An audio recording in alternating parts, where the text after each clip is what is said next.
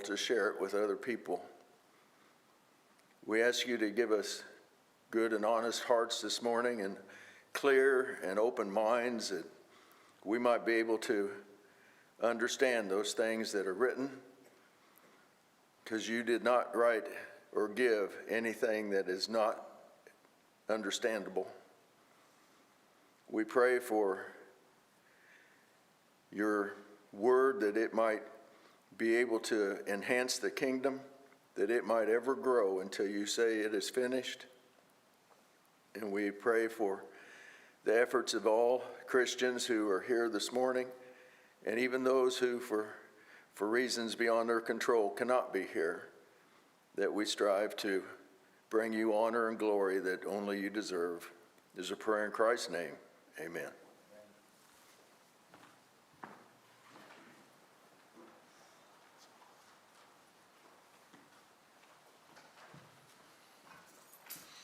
Good morning to all of you. It's good to see you, young and old. Glad that we're able to start the day like this, studying from the book of Proverbs. And Monty and Denise Sorrells they always bring a smile to our heart, and when we get to see them, it's even better. Ton of wonderful memories and life shared together in a lot of ways through the years, and really appreciate them, and good to be with them this morning.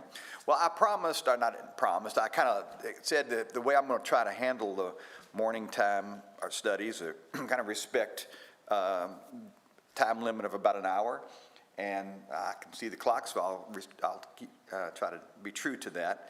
And for 45 minutes, I'm kind of got some ideas of how we'll handle each of the selected chapters.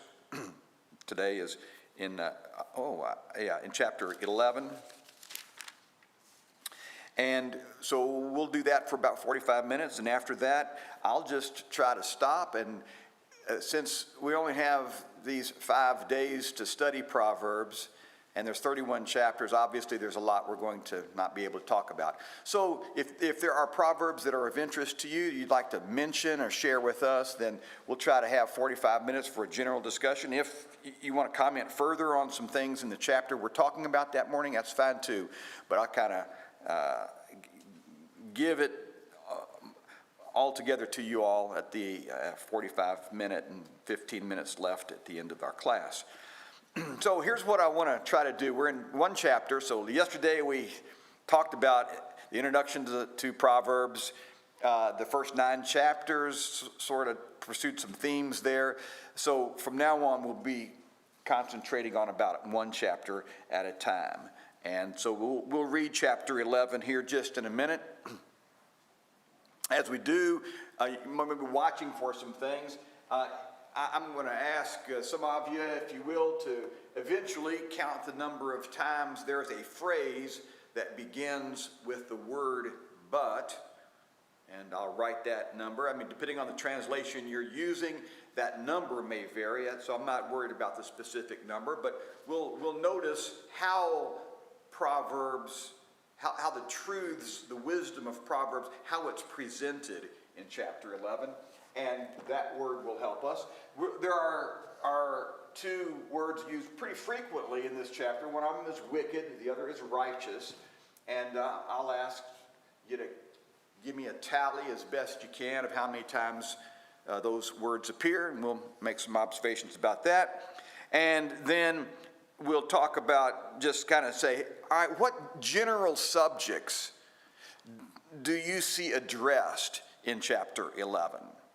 And that will conclude our sort of flyover look at chapter 11.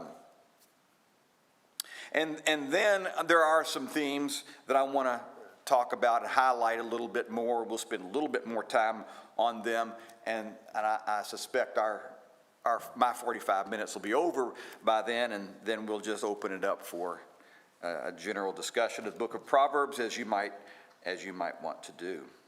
So let's read some, read from Proverbs, and we'll just if you don't mind, we'll just take a kind of a few verses at a time. Let several volunteers read.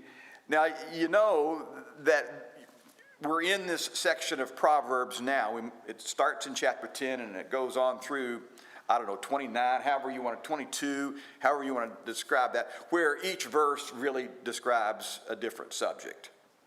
And so there's not a block, a paragraph beginning and ending, at least that I can discern in chapter 11 or any of these chapters. So we'll just take a bunch of verses at a time. And would someone want to read verses 1 through 5? 1 through 5. Denise?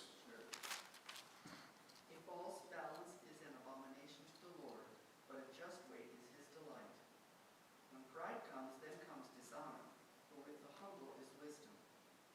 The integrity of the upright will guide them, but the falseness of the treacherous will destroy them. Riches do not profit in the day of wrath, but righteousness delivers from death. The righteousness of the blameless will smooth his way, but the wicked will fall by his own wickedness. Thank you. Verses 6 to the end of verse 10. I'm going to take that, Monty. The righteousness of the upright will deliver them, but the treacherousness will be caught by their own greed. When a wicked man dies, his expectation will perish, and the hope of the strong man perishes. The righteous is delivered from trouble, but the wicked takes his place. With his mouth, the godless man destroys his neighbor, but through knowledge, the righteous will be delivered. When it goes well with the righteous, the city rejoices, and when the wicked perish, there is glad shouting. All right. Verse 11 down to the end of verse 15. Terry? But the blessing of the upright, by the blessing of the upright, the city is exalted. But by the mouth of the wicked, it is torn down. He who despises his neighbor lacks sense, but a man of understanding keeps silent. He who goes about as a talebearer reveals secrets, but he who is trustworthy conceals a matter. Where therefore is no guidance, the people fall, but in abundance of counselors there is victory. He who is surety for a stranger will surely suffer for it, but he who hates going surety is safe. A gracious woman attains honor. The valiant man attains riches. Okay. Thank you. Verse 17 down to the end of verse 20. Dawn? The man who is kind benefits himself, but a cruel man hurts himself. The wicked earns deceptive wages, but one who sows righteousness gets a sure reward. Whoever is steadfast in righteousness will live, but he who pursues evil will die. Those of crooked heart are an abomination to the Lord, but those of blameless ways are his delight. Good. Thank you. Verse 21 to the end of verse 25. Assuredly, the evil man will not go unpunished, but the descendants of the righteous will be delivered. As a ring of gold in a swine's snout, so is the beautiful woman who lacks discretion. The desire of the righteous is only good, but the expectation of the wicked is wrath. There is one who scatters and yet increases all the more. And there is one who withholds what is justly due, and yet it results only in want. The generous man will be prosperous, and he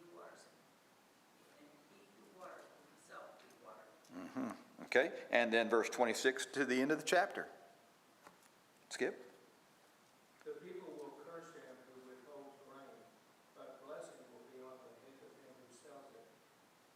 He who earnestly seeks good finds favor, but trouble will come to him who seeks evil. He who trusts in his riches will fall, but the righteous will flourish like forest. He who troubles his own house will inherit the wind, and the fool will be servant to the wise of the heart. The fruit of the righteous is the tree of life, and he who wins souls is wise. If the righteous will be recompensed on the earth, how much more the ungodly and sinner? Okay. Yesterday, we talked about the place of wisdom literature in the Bible, and Psalms, Proverbs, Ecclesiastes, and Song of Solomon, or Job, Psalms, Proverbs, Ecclesiastes, and Song of Solomon.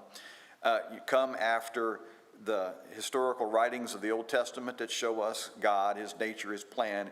And I likened the wisdom literature to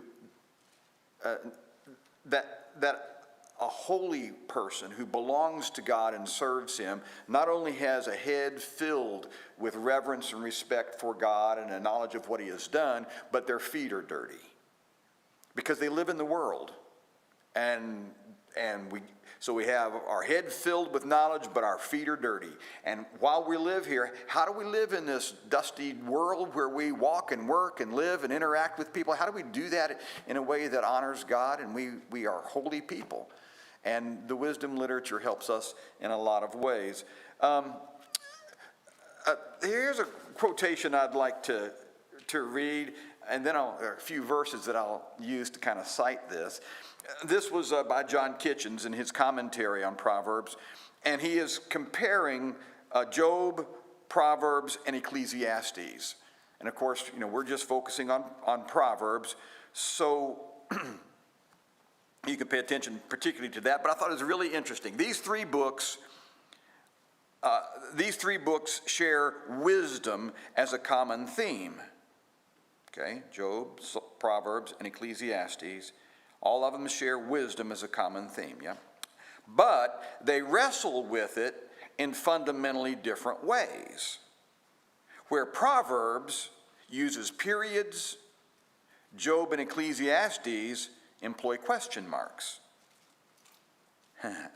Proverbs tends to see life as calculable, predictable, almost mathematical, while Job sees life as undecipherable and Ecclesiastes as pointless. Proverbs declares that righteous, wise living will be rewarded in this life. In Job, such talk is found in the mouth of Job's friends. He seems to miss the point. In Ecclesiastes, Solomon has received many times much earthly rewards and finds them empty. Where Proverbs states, Job and Ecclesiastes speculate. Everything appears clear in Proverbs, dark in Job, and pointless in Ecclesiastes.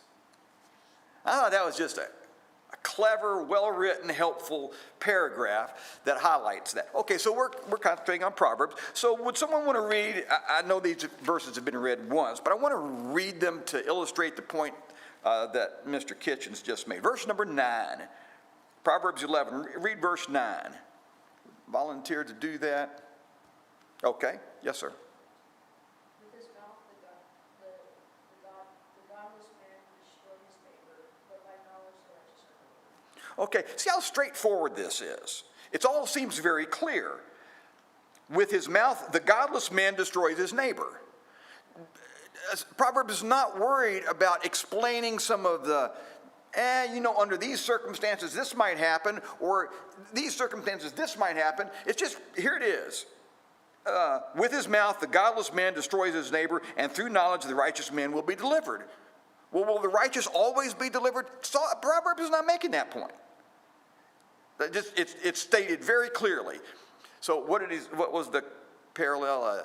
Proverbs speaks with periods. Here it is. Here it speaks clearly.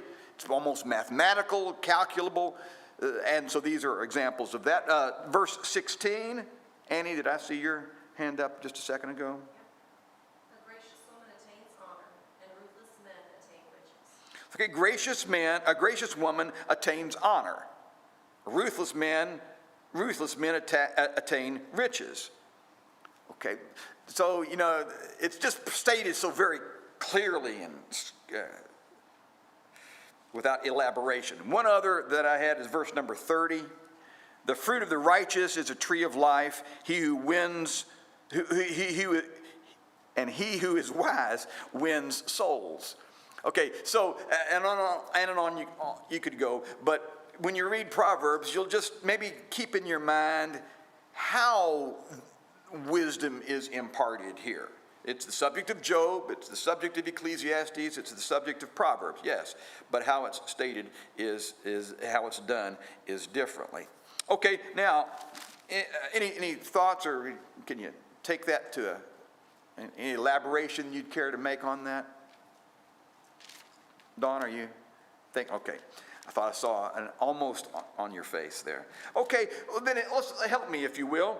You'll notice in Proverbs chapter 11, the verses are all made up of 2 lines, and each verse has basically a different subject. I think there are several that are linked together in theme, but not ordinarily.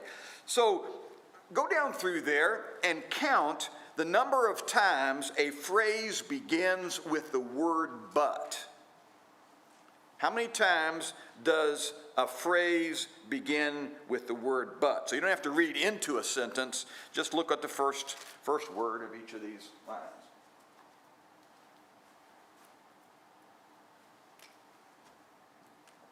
Got one that says 21 times. Is that what you got, Monty?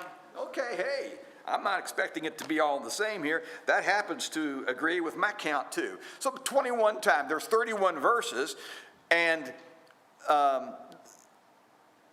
21 of those verses present something in opposition to another idea.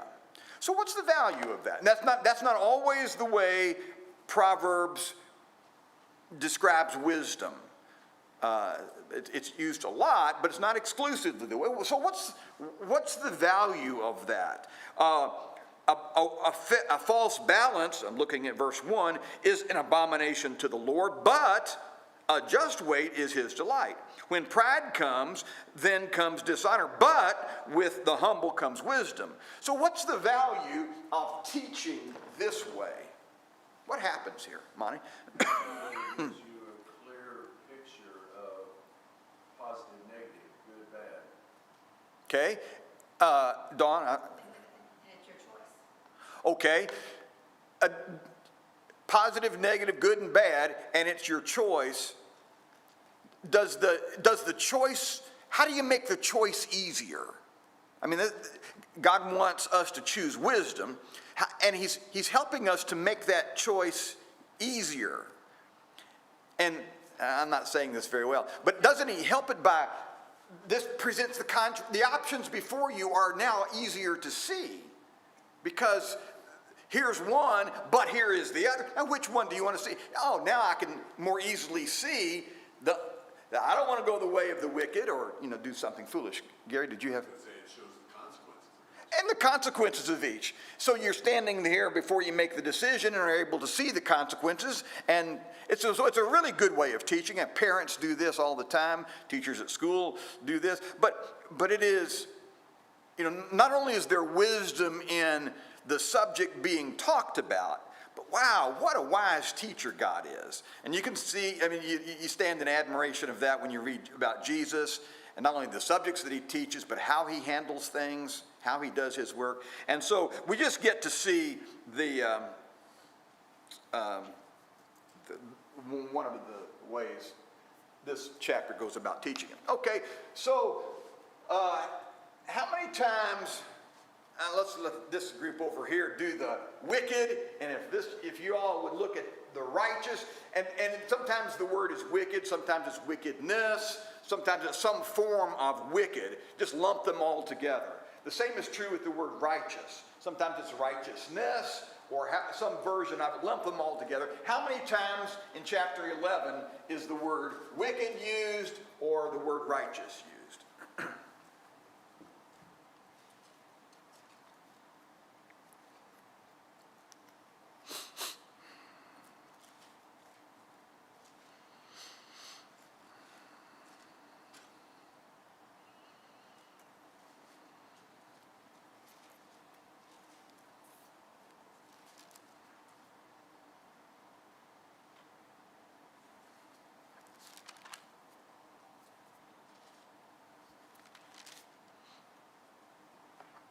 Gary, did you get a count? I found 8, but there's several synonyms. Yes, that's a very good observation. A lot of synonyms. It's talking about the wicked, just using a different word. Yeah, 8, 8, 9, 8. Okay, so let's just say 8 to 9.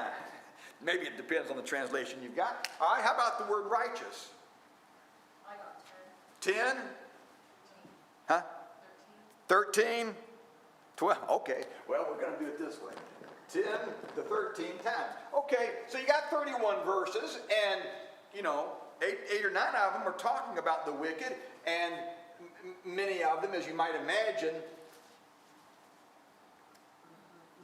whichever one goes first, the wicked does this, but the righteous does this, or the wicked receives this. This is the outcome of a life of wickedness, but this is the outcome of the life of right. So you can, it's not what all of the chapter is about, but you could learn a lot about these things just because you see how many times this subject is addressed in the book of Proverbs, or in chapter 11 of Proverbs. Any thoughts on any of that yet?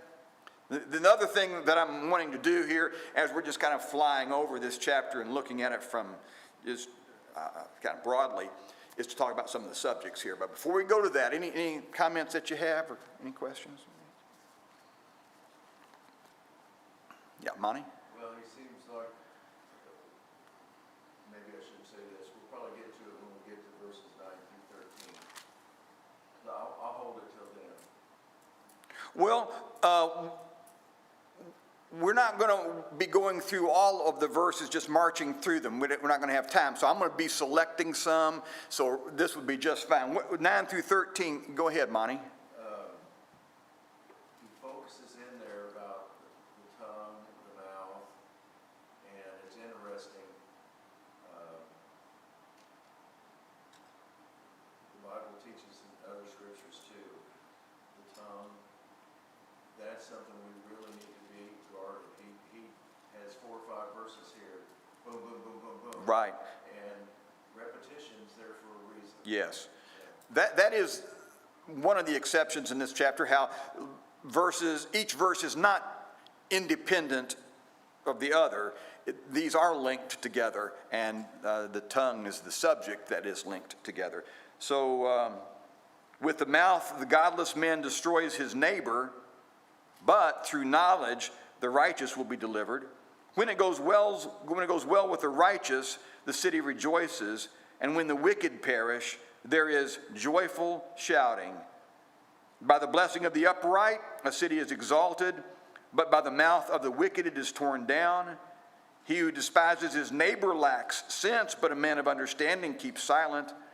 He who goes about as a talebearer reveals secrets, but he is trustworthy who conceals a matter. So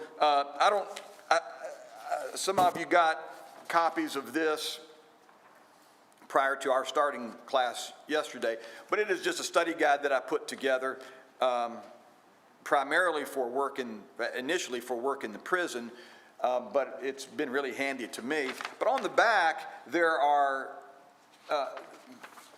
this is an attempt to combine studying through Proverbs just as it is written, chapter by chapter by chapter by chapter, and studying Proverbs by topics, which is the most common way of studying Proverbs that I've been experienced with. So these are combined. So some of the topics, and some of the topics you could have on here, use of the tongue. So as you read through Proverbs, you write everything down that relates to this important subject. Monty's well aware of that and has said it well. And so by the time you finish the book of Proverbs, you could have a long list of things that will help you, or you could teach it to your children or others about in fact, the use of speech is the way it's worded here, the way I put it, and anger is right below it, so those are linked together. There's a lot that's said in the book of Proverbs on that subject. Okay, so let's let Monty he has had the honor of getting started on this. What are some of the subjects that you see addressed in the chapter 11? Pride and humility, yep, right from the very beginning. Generosity, yeah. That's one that's caught my attention through the book of Proverbs, and that's what I want to kind of talk about in a minute. Generosity. Did any of them seem to kind of line up with the subject of doing business? Being fair, yeah, just weight, those kind of things. In fact, there is, maybe it's not surprising to you. There are certain things about Proverbs that surprise me, and one of them is how much attention is given to business. I mean, this is a book written for God's people to have wisdom in this world. And so you work in this world, you run a business, you buy and sell things. You got to do it God's way. You got to do it to God's glory. And so they're not just random instructions. There's a lot in here about how to handle business well. And even if the passage is not directly and obviously about business, suppose it's talking about the use of the tongue, or maybe it's talking about your temper. Well, those things, depending on the circumstances, that can very much deal with your business and how you handle things. And so, yeah, even indirectly, there's a lot here. We're supposed to get our feet dirty. We live here on earth. It's not forever, but we live here, and we've got to do it to the glory of God. And we're so grateful for Proverbs that helps us do that. Okay, what other subjects do you notice in chapter 11? Talked about pride and humility and giving and the tongue and business.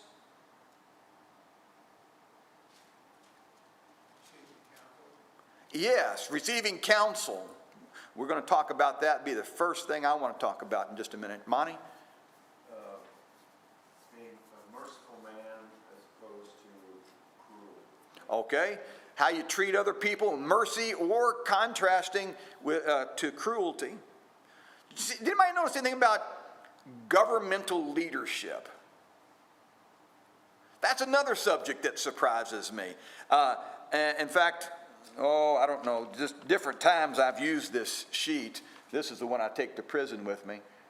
And so it's I have had to tape it together. It's just falling apart on me. But it's been fascinating.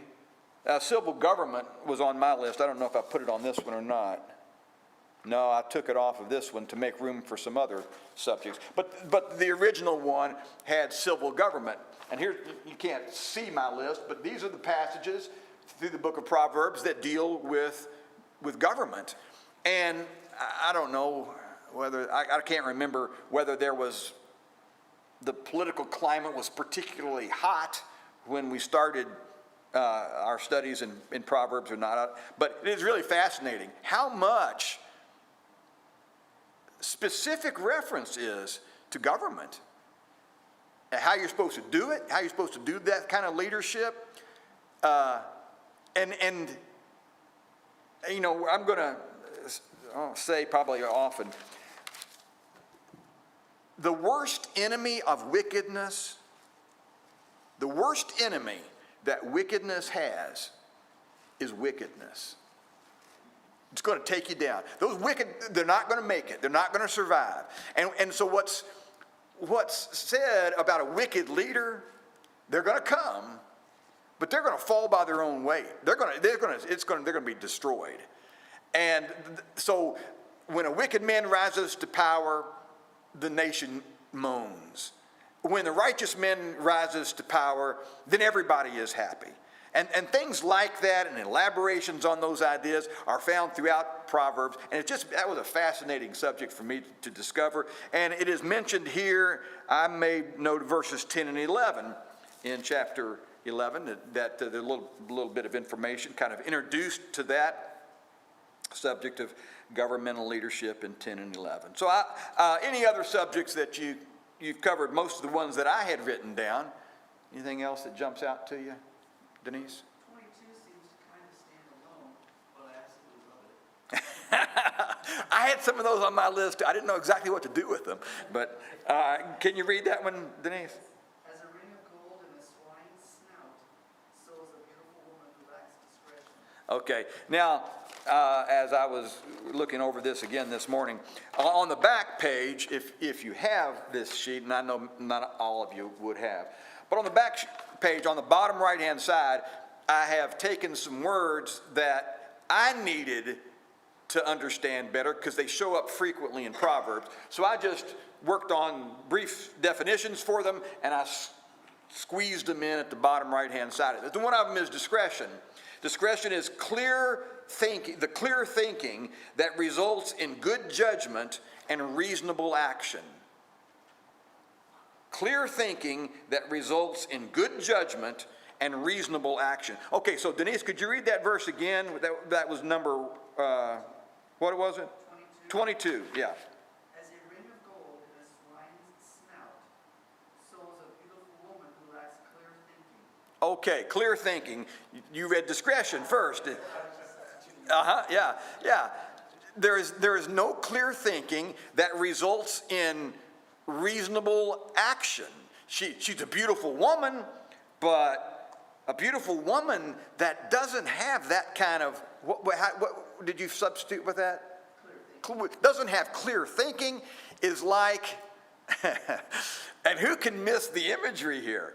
A ring of gold in a swine's snout. Okay, what's the takeaway from that, other than look at that and say, wow, that's kind of neat, or funny, or God thought that? You know, that's kind of it. Any other, what do you gain from that verse? It's a bit that we've all seen a swine's snout. We all know the value of a ring of gold. We know what swine do with their snout. And so it's a yucky. Those things don't go together, do they? Ring of gold and a swine don't. But a beautiful woman who lacks discretion. I mean, those things are supposed, you'd hope, those things go together. But wow, what a mess. Mom? You can try to dress pig up, but you know what it is. Yeah. There's another saying too, you put feathers on a hog, but it doesn't make it a chicken. Yeah. So, you know. It's interesting that this proverb really doesn't fit well in the nature of the contrasting proverbs in chapter 11, just like this woman doesn't fit well. Oh, that's a great observation. Seeing it broadly, she doesn't. That's a very good point. Well said. Yeah.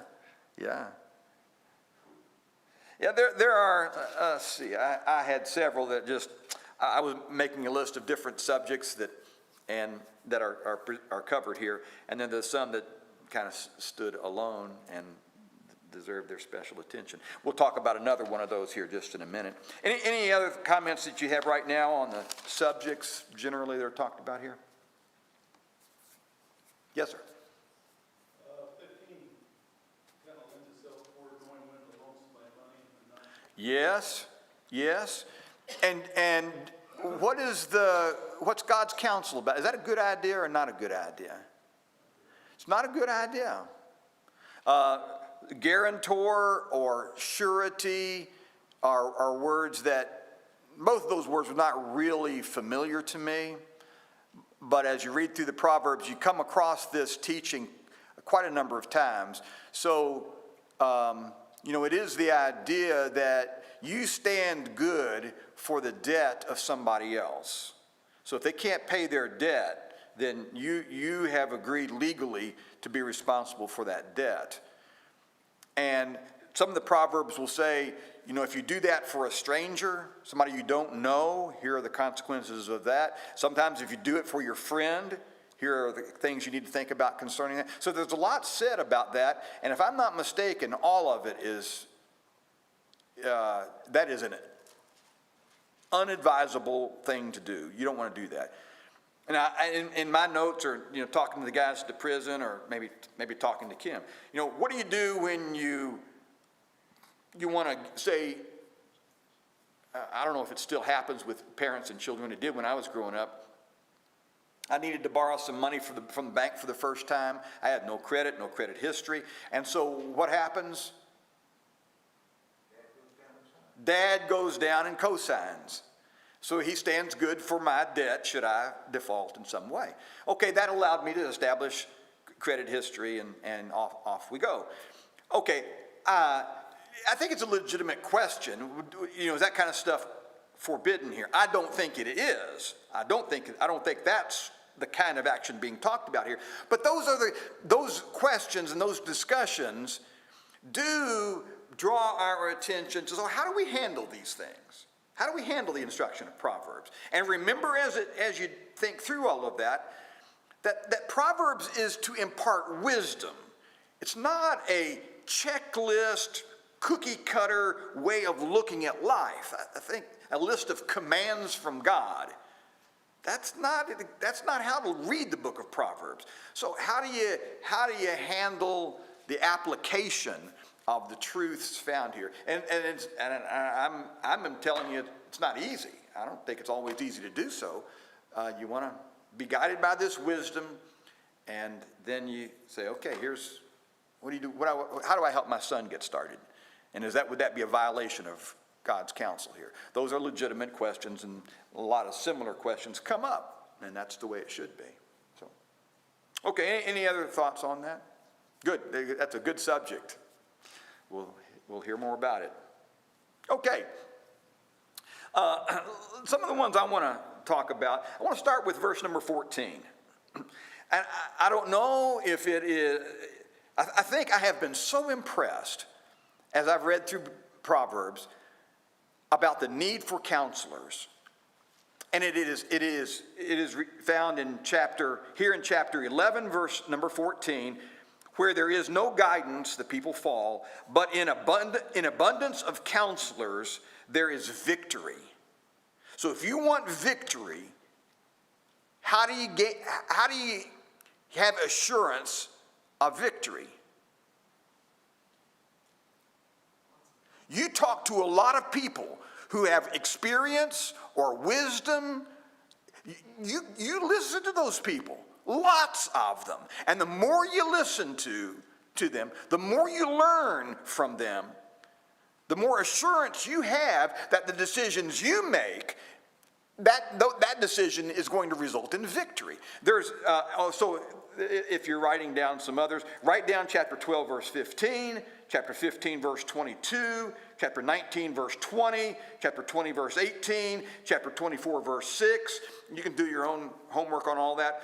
Some of them will say, to the one who seeks counsel, that is the way to success. And the word success is used in the New American Standard. Okay, so the reason this is, I can tell how I sound, and so you can tell this is important to me. But I have talked to a number of young people, specifically young people, who are making life decisions. And I say, have you talked to him? Who have you talked to about this decision? Have you talked to the elders, whose job it is to oversee and look out for your wealth? Have you brought this decision to kind of see what they would like to? Do they have any thoughts on that? Have you sought out good and godly, wise and successful people in the profession or the college degree that you are seeking? Have you talked to people? Give me some advice on this. And then write it down or record it. Take it serious. Have you done that? And it is shocking to me the number of young people that don't do that. There's one in particular right now who's getting ready to make a terrible mistake. He's getting ready to make a terrible, and everybody knows it except him. And I have asked him, who have you sought counsel from? And he said, well, I've sought counsel. How many people have you talked to? One. And come to find out, I did a little research, I happen to know that one. And that one advised him not to do what he's getting ready to do. So he told me he'd sought counsel, and when that counsel, but he didn't tell me, that counsel tried to discourage him. And so nonetheless, with seeking one person in counsel, he's going in a direction that's clearly wrong. He's 25 years old. And he's making terrible. Why? Because he's not making decisions God's way. And I wish I was not guided by the wisdom of Proverbs when I was growing up. Mom and Dad sort of gave me sort of common sense, conservative American values, and I kind of work within them. Okay, there's good with that, I think. But wow, I wish I wish my life had been blessed more than it was by the knowledge that at every turn, seek counsel. I'm 68 years old. I don't know if preachers are ever supposed to retire. I talked to Gary about that on a long drive to Elmira, New York one time, and not long ago. And I don't know how to do all this. I don't know if preachers retire or not retire. And if you do, how do you do that? I don't know. But I'm going to seek counsel. I'm going to ask a lot of questions. I don't have any idea what the future holds. But that's what I'm trying to do. So I don't think it's just for young people. I know it's not. But the way to get to success is to seek counsel. And it is repeated many times, and I have seen it ignored, and I've been among those who have. If counsel gives you success, then if you ignore counsel, you can predict where that's going to take you. It's not going to work out very well. Okay. Anybody else have any thoughts on that subject? You can tell it's an important one to me. But okay, another one that was mentioned was giving. Look down at verse, at least on my list it's giving. Look down at verses 24, 25, and 26. I have underlined in my Bible verse 25, so let me just use that as an example. The generous man will be prosperous, and he who waters will himself be watered.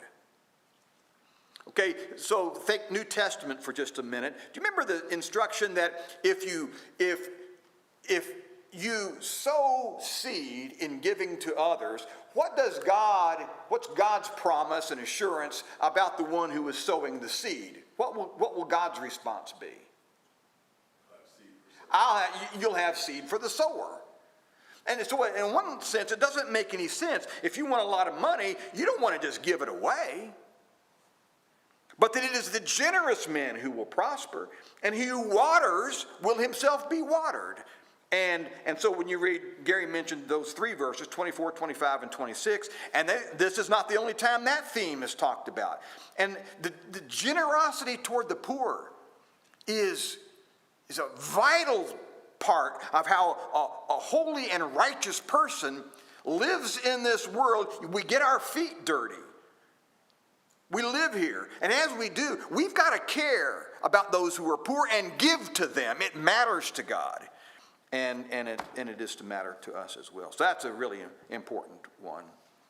One other, and then I'll see the clock on the wall here, and we'll stop. So far, nobody has mentioned verse 29, and I want to, at least the first part of that, I want to say a word or two about.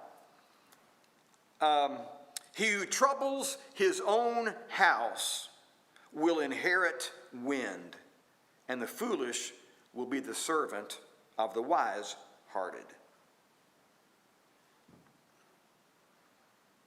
If it is just stated generally, without any elaboration, what a blessing it is to be reminded, don't trouble your own home. Don't be the one that brings a storm into your own home. He who troubles his own house will inherit wind. And this is not the only time. You gotta learn to control your spirit. And whether you do or you don't, it's going to affect those who are close to you. You remember the Proverbs that talk about what is a woman like who continually nags her husband? It's kind of a famous one. What is she likened to? A continual dripping on a rainy day or something. Was that what you said, Don? I said dripping faucet. A dripping faucet. And, okay, so we're not talking about those right now. But there are several proverbs that speak to what happens within the dynamic of the home and the marriage, and make sure you're bringing to it the things that will help it go in the right direction. He who troubles his own house will inherit the wind. And then an interesting verse in the last minute I have is verse number 30. The fruit of the righteous is a tree of life, and he who is wise wins souls. Okay, I've been told from the scholars anyway that there is a lot of discussion about the way the last part of verse 30 is translated. I'm reading from the New American Standard, and it says, and he who is wise wins souls. Does anybody have a translation that reads differently from that? Whoever captures souls is wise. Whoever captures souls is wise? Yes. I have, whoever captures souls is wise. Okay. And the idea is captures souls? Okay. All right. Anybody else have any different? Monty? There's a side note that uses the word takes. Takes. Yeah, I understand that the idea that the wise person draws people to wisdom and life. That's the idea. It is not initially or primarily evangelistic, like kind of it sounds to me, but I think it is I do think it is indirectly. But the idea is that a wise person draws other people, captures them, brings them to wisdom and to life. I think that's the basic idea of that last phrase. And so this commentary that has been a real help to me does compare it to the New Testament instruction where Jesus tells the disciples to learn to be fishers of men. It's a similar imagery that might not, I guess it does, that one is clearly evangelistic. Proverbs is, I think, at least indirectly, we're wanting to bring people to wisdom and to life, and of course, that is a searching, bringing kind of activity. Okay, anything else on those ones that I have mentioned here?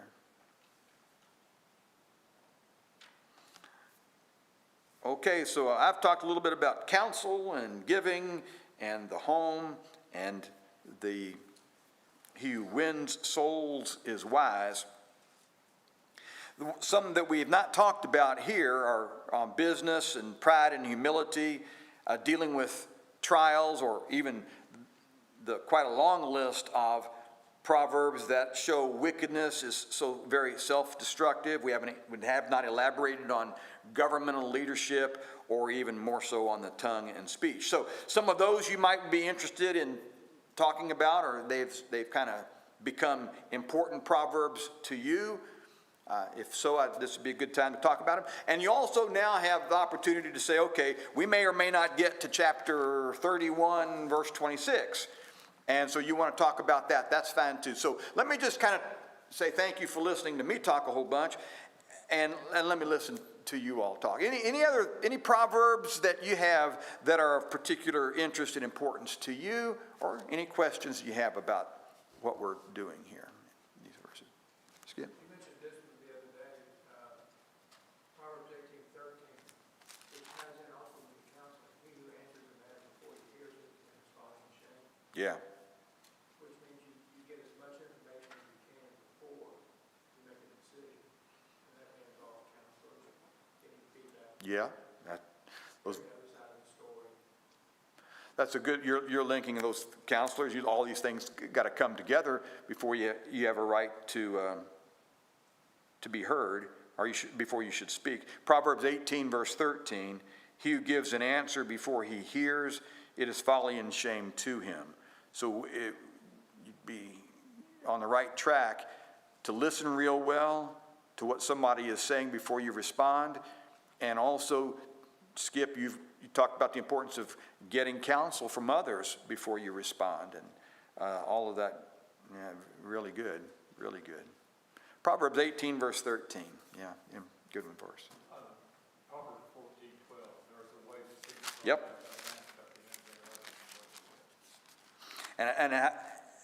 Why is that a verse that stands out to you? That each and every one of us have been brought up in a different atmosphere by different people.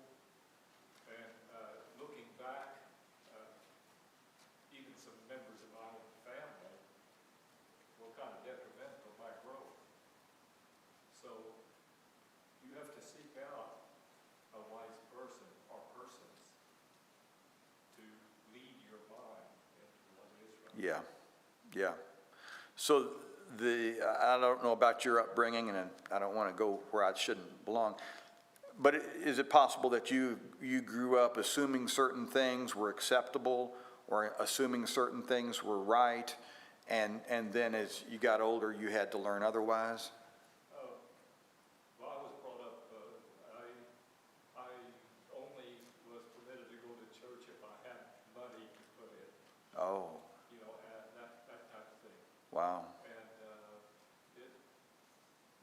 well, an alcohol, a German family. Uh-huh. I'm not saying all Germans are, I'm saying it was a German family, but it seems like the alcohol was an acceptable thing. Mhm. So, you know, I went from high school into the military, and I got out of the military, and I went to the state police. And really, the people, I had to rely on basically my wife and her mother to bring me up. And, Now, when you say bring you up, I'm hearing you say relearn. I learned a lot on my own. I was in the military, and I saw that I was really headed in the wrong direction. Were you a Bible reader No. at that time? Oh, no. But you could just, in sort of an observer of life, you could see you're going in the wrong direction in some ways. Well, I don't think I realized it until I met my girlfriend, my wife, and her brother, who were both Christians, and got me in the door, I guess. And that's where you begin to Exactly. have your thinking influenced by God and the Bible. Yeah. And so my wife and I have been married 58 years in September. Wow. And I'm more thankful to her for what she did with me. Yeah. Yeah. Yeah. I appreciate you sharing that about your life. I think I said yesterday, you know, I teach these book of Proverbs to the guys at the prison, and they share some of the stories about their upbringing. And you mentioned alcohol, and that's a common part of their lives. Drugs, common part. You know, one of the guys was telling me that when he was 4 years old, he was given beer to drink, and they kept giving him beer until he was drunk, a 4-year-old. And then the purpose was for everybody else to laugh as they watched that 4-year-old stagger around the floor and bounce into things.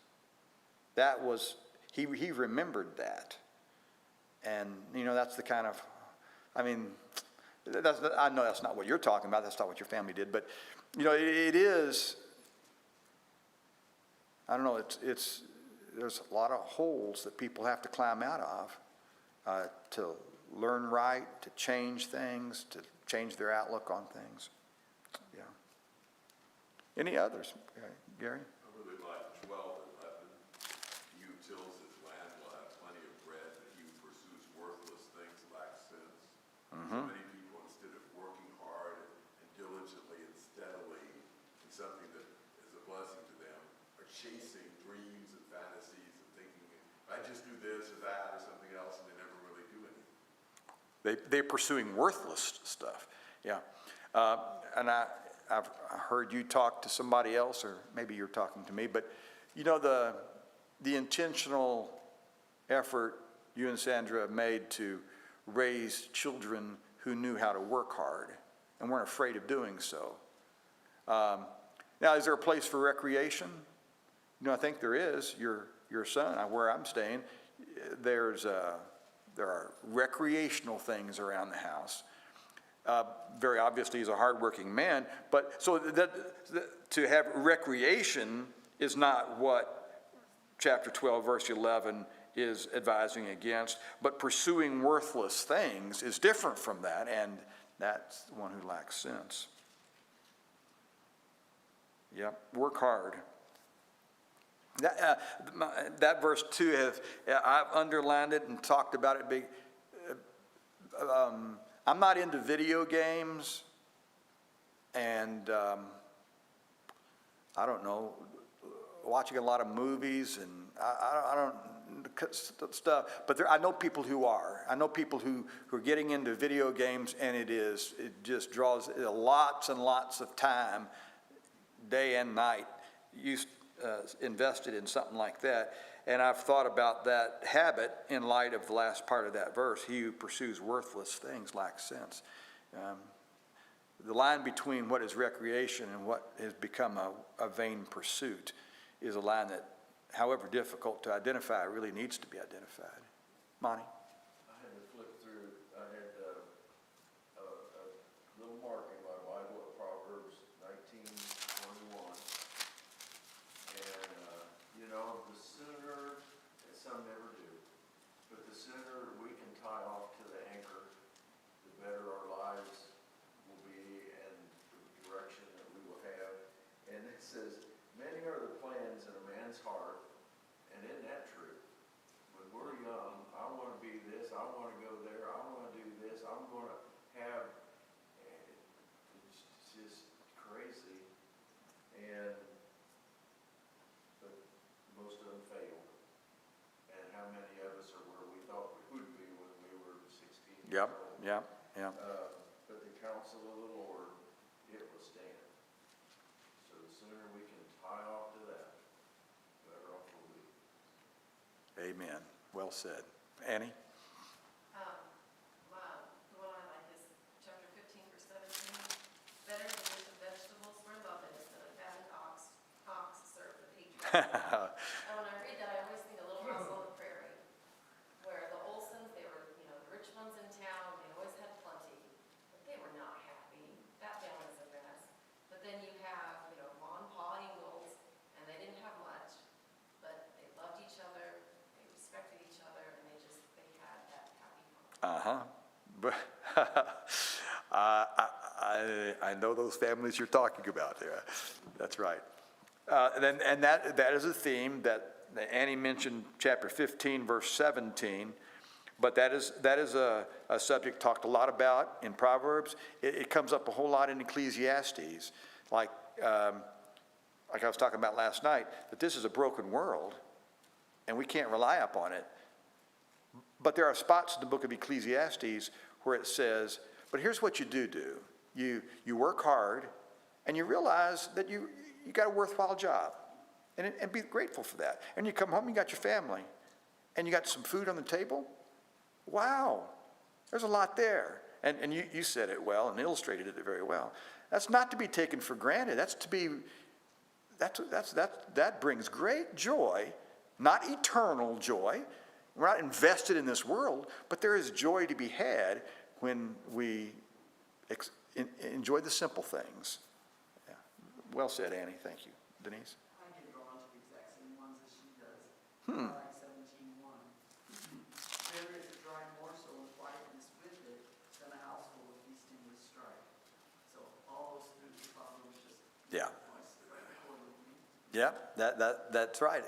And with a lot of people, but not enough people. I think it would. What a blessing to homes and families if that was understood and applied. Any others? We just got a couple minutes and we'll stop. Anybody else want to mention any other Proverbs?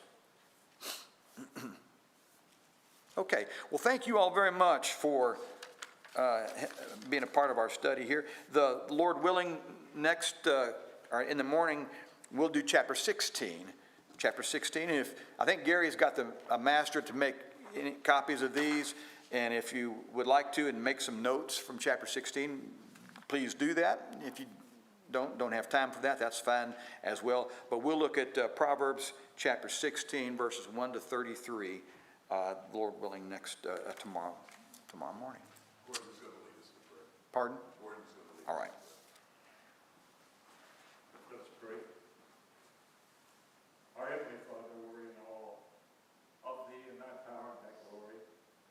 We're humbled, Father, to have You as the one who guides our steps. Father, we thank You so much for bringing us together to study Thy Word, that we might grow thereby. Father, we thank You so much for the vision that we see of Your creation that man could not do, but only Thy hands could do. We read Your word that was breathed and written by man, and we know that those words are the words of our salvation, that from beginning to end, it shows You and Your love for us, to the point of sending Your Son to die on the cross that we might have that hope of an eternal home with Thee. Be with us as we grow, that we might grow strong, and that we might exercise that strength by bringing the gospel of Your Son, Jesus Christ, to them. We thank You for those that preach in the prisons, those that are preaching to people who have no other way of knowing Thy word. Father, we pray that You will continue to watch over us, be with the church here at Barboursville,